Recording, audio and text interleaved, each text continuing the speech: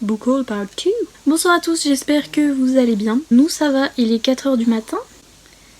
Donc disclaimer habituel, si vous entendez des petits bruits suspects, c'est la petite bête qui est avec moi encore et toujours et qui est en train de fouiller dans mes livres. Achille. Attention, hein. Fais pas la bêtise. Donc je vous retrouve dans un book haul encore, hein, puisque j'ai craqué My Slipe en librairie, puisque c'est bon pour le moral. C'était l'excuse du jour, bonjour. L'excuse du soir, bonsoir. Alors le premier livre que j'ai à vous montrer, c'est celui-ci. Donc il s'agit de Vie de chien, de Laura Trompette. Déjà j'adore son nom. Voilà, Trompette, c'est trop chou. Et forcément, donc je viens de vous montrer mon petit chien il y a 2 secondes, donc forcément Vie de chien, voilà. Surtout que en plus là c'est ma couleur préférée, mais franchement les raisons d'achat les plus nulles. Et donc c'est un jeunesse young adulte, je dirais, je pense, l'histoire d'un garçon qui s'appelle Maël et qui est donc dans le système de l'aide sociale à l'enfance. Comment on dit Ah non, c'est juste les Américains qui appellent ça le système.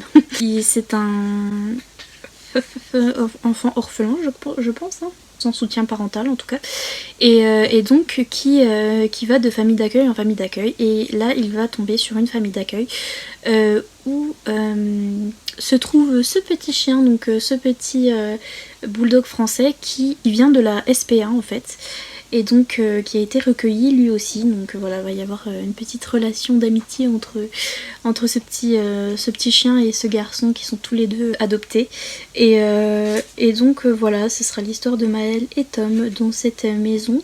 Ça a l'air franchement pas mal, je crois qu'il y a une petite romance aussi à l'intérieur, mais je suis plus sûre, je sais plus de ce que j'ai lu ou j'ai pas lu, mais en tout cas voilà, ça avait l'air d'être un roman assez poignant sur des sujets important du coup, et en plus quand on intègre un petit animal, en l'occurrence un chien, à tout ça, ça a l'air d'être vraiment génial, sachant que quand vous achetez ce livre il y aura une partie de votre achat qui sera reversée à la SPA, donc encore une raison de plus de l'acheter, vraiment.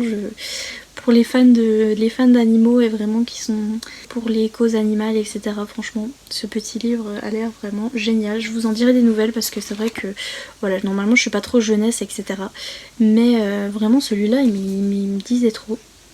Le résumé et tout avait l'air vraiment sympa. Et ouais, j'espère juste que ce sera pas trop jeunesse, mais on verra. Je vous en dirai des nouvelles. En tout cas, n'hésitez pas à l'acheter, franchement. C'est pour une bonne cause et en plus il est super joli.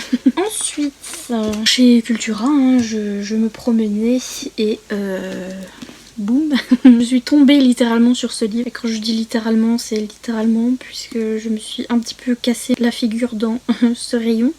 Et enfin bref, j'ai trébuché et il y avait ça sous mon nez et j'étais là, oh. Donc je savais que ce livre sortait, hein. J'ai lu bien sûr la saga Lux et je vous en ai parlé maintes et maintes fois puisque j'adore cette saga. Et donc je savais qu'il sortait, mais en fait je me suis dit il est sorti super vite parce que si c'est The Darkest quelque chose... The Darkest Star... The Darkest Star, je l'ai vu sur le compte de Jennifer L. Armentrout. J'ai l'impression il y a pas longtemps, genre j'ai l'impression qu'il est sorti en VO vraiment il y a pas longtemps. Mais genre vraiment pas longtemps.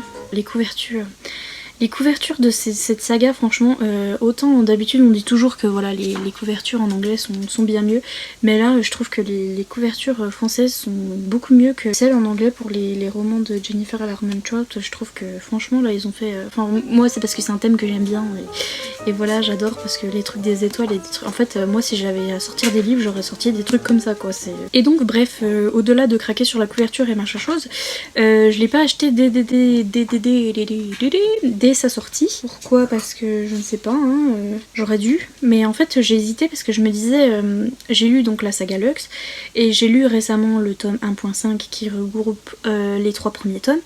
Et j'ai pas relu du coup après le 4, le 5 et je sais plus combien il y en a. Mais ça faisait longtemps que je les avais lus et je me rappelais plus trop les histoires et tout ça. Et donc je sais que ce tome là est sur Luc, dont on fait la connaissance un petit peu dans les tomes de Lux. Et je me disais, faut vraiment que je me rappelle les tomes de Lux et tout. Enfin, et en fait non, parce que j'avais pas capté que c'était un truc à part. Donc là il y a bien écrit Origine tome 1. Donc c'est vraiment, ça peut se lire comme comme un spin-off, donc comme un stand-alone en fait. Ça peut se lire à part je pense, même si bon c'est mieux je pense de lire la saga Lux parce que sinon on comprendrait un peu rien. Puisque là on va se retrouver dans le même monde mais qui est après la révélation des extraterrestres en fait. Donc dans Lux, il y a Cathy qui apprend que les extraterrestres existent et puis après au fil des tomes ça va être un petit peu de notoriété publique qu'ils existent. Et donc dans ce tome là tout le monde sait hein, qu'il y a des extraterrestres sur Terre et qui ils sont et machin et trucs. Donc je pense que même si vous n'avez pas lu Lux, il y a moyen, mais ou si vous avez lu genre le premier tome et que vous n'avez pas trop aimé, vous pouvez quand même lire ça à part. Ensuite, donc j'ai un petit peu spoilé cette partie du book haul dans le book haul précédent. Donc voici Grisha, vous êtes tous étonnés n'est-ce pas? Donc Grisha de Leigh Bardugo, puisque j'ai craqué sur le recueil de nouvelles là de Leigh Bardugo en rapport avec cette saga, je me suis dit ce serait peut-être mieux de lire la saga du coup, hein. Et voilà, c'est tout. Je sais pas trop de quoi ça parle, enfin je sais que c'est un univers fantasy fantastique et que c'est du young adulte, donc normalement pas du tout ce que j'aime, mais on sait jamais. Remarquez, la saga Lux c'est aussi du fantastique young adulte et j'ai trop aimé, hein, donc on sait jamais. Et il paraît que voilà cette autrice gère la fougère, n'est-ce pas? Et donc j'ai hâte de découvrir son écriture. Puis dans la série, pas du tout le genre que je lis, mais je me suis fait influencer.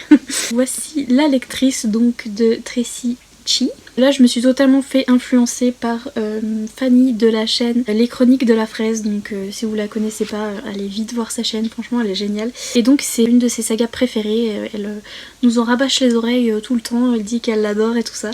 Et c'est vrai que j'en ai jamais vraiment entendu parler en fait de cette saga young adulte, pareil, fantastique, fantasy je pense. Mais en tout cas, j'en entends beaucoup parler sur sa chaîne et elle m'a donné trop envie. Et c'est un de ces genres de livres un petit peu comme Illuminae et tout ça, où vous avez du contenu exclusif, c'est-à-dire vous avez des pages un petit peu special, voilà, des trucs un petit peu spéciaux comme ça.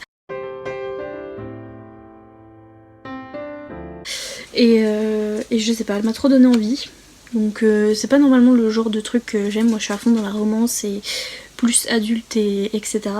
Mais j'ai lu récemment Un palais d'épines et de roses et c'est de la fantaisie et j'adorais, donc qui sait. Pareil j'ai lu Prince captif que j'adore ma vie et c'est pareil, c'est du fantaisie, donc on sait jamais. J'espère qu'il y aura quand même un petit peu de romance parce que c'est souvent ça qui me permet de continuer en fait. C'est la romance qui m'accapare plus que le reste, donc du coup j'espère qu'il y en aura un petit peu. Je me suis fait couper la chic par mon téléphone qui n'a plus de place. Donc je disais, je peux même pas vous dire le résumé parce qu'apparemment c'est un livre assez complexe, donc je sais pas trop, mais c'est dans un monde où personne ne sait lire et une fille va retrouver donc un livre et elle va s'en servir pour retrouver sa mère, son père et sa tante qui ont disparu. Enfin, elle les a perdus, donc est-ce qu'elle va les retrouver? Perdus dans le sens, est-ce qu'ils sont perdus? Est-ce qu'elle les a perdus, genre elle a perdu ses clés? Ou est-ce qu'elle les a perdus, genre elle les a perdus? Bref, je sais pas trop. Mais en tout cas, j'ai hâte de lire ce livre et de voir ce que ça donne. Et puis les 3 derniers bouquins que j'ai à vous montrer, c'est une petite Razia Hugo Roman. Non pas que je sois archi fan de cette maison d'édition, même si j'en ai 4000 derrière moi. C'est cher et les couvertures... mais j'aime bien leurs tranches colorées, j'aime bien, bref. Mais du coup là j'ai trouvé des histoires qui m'intéressaient assez, et puis comme voilà, New Romance, voilà, j'aime bien un petit peu le New Adulte, donc je me dirige souvent vers cette maison d'édition. Mais en tout cas là j'ai trouvé 2-3 petites choses dans le rayon Hugo.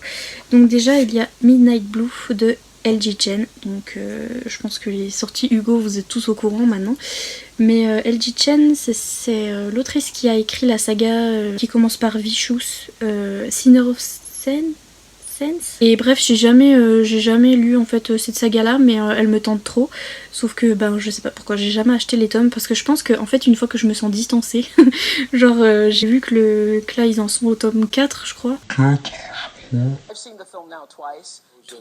Et donc j'ai loupé 1, 2, 3, 4 et au bout d'un moment en fait j'ai pas envie d'acheter tous les tomes d'un coup. Quand je me sens distancée, voilà, j'achète pas forcément, je commence pas forcément une saga. Et donc là c'est un one shot, donc voilà, je me le suis pris. Et franchement il me disait bien, bon la couverture... mais en tout cas le résumé me disait bien puisque là on est dans une histoire avec une rockstar, donc une fille qui va être du coup engagée pour suivre une rockstar dans sa tournée. Et apparemment lui c'est un vrai... comment rester poli, une personne désagréable, n'est-ce pas? Et donc voilà, ça va clasher un petit peu entre ces deux-là. Et moi ça me dit trop les trucs de rockstar, de toute façon, bah, voilà, j'aime trop les trucs en rapport avec la musique et tout. Étouffe. J'ai lu le résumé, je me suis dit En fait tous les livres Hugo là que j'ai pris, en fait j'ai lu le résumé, j'ai fait Ensuite celui-ci pareil, j'ai lu le résumé et j'ai fait Donc c'est Alaska Wild de Kay Tucker. Alors Kay Tucker, c'est la saga Ten Tiny Breath, donc c'est respire, mentir, machin, truc tire là, de pareil chez Hugo. Je crois que j'ai lu le tome 1 en VO, en e-book il me semble, mais j'en ai pas un souvenir impérissable, n'est-ce pas? Je me suis aussi acheté, je suis en train de regarder comment l'image elle est coupée, on dirait c'est moi qui ai fait sur Paint, mais bref. J'ai aussi Une lueur d'espoir que j'ai commencé et que j'ai pas continué, personne ne sait pourquoi, qui avait l'air pas mal, hein, mais j'ai pas continué. Et donc du coup je me suis acheté celui-là. Déjà la couverture me plaît bien là pour le coup, à part du coup le découpage fait sur Paint. C'est l'histoire d'une jeune fille qui est un petit peu... Déjà elle s'appelle Kala Fletcher et Fletcher c'est le nom d'un auteur mais qui à la base est chanteur, le chanteur dans le groupe McFly. Donc si vous connaissez pas McFly, à mon avis personne connaît parce que c'est un groupe de Mathusalem que moi, je suis la seule à connaître, mais j'aime trop le groupe McFly. Et l'un des chanteurs s'appelle Tom Fletcher qui est du coup maintenant aussi auteur, donc il écrit de la jeunesse et du young adulte. D'ailleurs j'ai même pas lu son livre young adulte encore, il faut que je lise, enfin, bref. Mais rien que de voir le nom Fletcher, ça m'a fait sourire parce que voilà. Et donc c'est une fille un petit peu voilà citadine qui aime sortir avec ses amis, tout ça, enfin voilà, elle aime la ville. Et elle va se retrouver un petit peu isolée du coup, elle va devoir elle va être obligée de partir en Alaska pour prendre soin de son père qui est malade. Qu'elle ne connaît presque pas puisqu'elle a été élevée par sa mère. Puis elle va découvrir que voilà, l'Alaska c'est un petit peu... c'est pas comme la ville, c'est un petit peu... voilà... paumée au milieu de la neige et elle va avoir un petit peu du mal à s'adapter.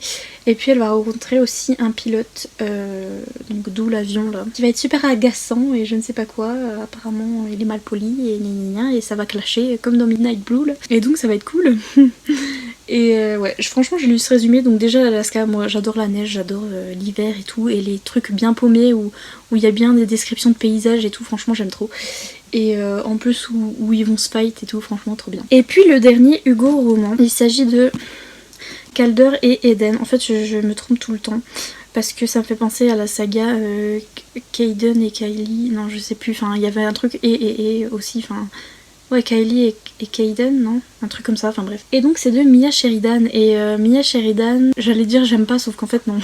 En fait j'ai jamais lu de Mia Sheridan, mais j'en ai beaucoup entendu parler sur Booktube et il y a plein d'avis mitigés et de j'aime pas en fait. Et alors moi j'ai Archer's Voice qui est là dans ma page, je le vois, que j'ai acheté d'occasion, et j'ai truc Preston aussi, j'ai Preston qui est je sais pas où. Et du coup j'ai jamais lu, mais à chaque fois j'ai trop du mal à m'y lancer parce qu'il y a plein de gens qui ont dit ouais c'était pas bien, mais d'un côté c'était bien mais pas bien et tout, donc c'est super mitigé les Mia Sheridan, donc je sais pas trop. Mais là, bon, déjà la couve était pas trop mal hein, pour du Hugo. Et en fait, j'ai lu le résumé et j'ai fait ouh. Donc là, on va avoir une histoire avec une secte en fait. Et non pas que j'adore ces histoires-là ou quoi, mais ça avait l'air intéressant. En fait, je m'attendais pas à ça. Je m'attendais à une romance classique ou enfin, je sais pas à quoi je m'attendais. Mais je me suis dit que du coup, en fait, c'était original parce que je m'attendais pas à ça du tout. C'est l'histoire de Calder qui a grandi dans une secte et il est plutôt heureux dans cette secte parce que enfin, le truc c'est que quand vous avez grandi à un endroit, enfin vous avez en fait grandi avec un certain environnement et tout ça, vous pouvez pas savoir que ah c'est pas bien, c'est une secte. Il a grandi là-dedans donc forcément il se sent bien, il est chez lui, enfin voilà. Et puis en fait il va arriver une jeune fille qui s'appelle Eden et qui est destinée à se marier au chef de la secte là, et qui va un petit peu venir tout chambouler dans cette secte. Et je me suis dit oh ça a l'air intéressant, ça a l'air cool. c'est tout. Donc voilà pour le craquage Hugo roman. Mais franchement, c'est vrai que d'habitude j'ai du mal avec les sorties d'Hugo roman parce que je sais pas, les résumés me disent rien. Et là, je suis tombée sur 3 à la suite que j'ai lu le résumé et j'étais là. Puis j'ai jamais entendu parler sur Booktube, donc je sais pas s'ils sont bien ou pas. Donc c'était juste au résumé et en faisant exception de la, de la couverture. En faisant exception et en faisant abstraction de la couverture, même si bon voilà, elles sont pas si moches que ça. Mais en tout cas, ouais, ça m'avait l'air pas mal. Voilà, c'est tout. En tout cas, je suis très contente de mes petits achats. Ça va Achille? Mais j'espère que cette petite vidéo vous aura plu. Si c'est le cas, comme d'habitude, n'hésitez pas à mettre un petit pouce en l'air pour aider la chaîne et pour m'encourager parce que ça fait plaisir. Et n'hésitez pas à vous abonner si c'est pas encore fait et si vous en avez pas marre de ma tête. Et moi je vous dis à bientôt dans une prochaine vidéo. Salut! Mange pas le fil! Non! Tu manges pas le fil électrique!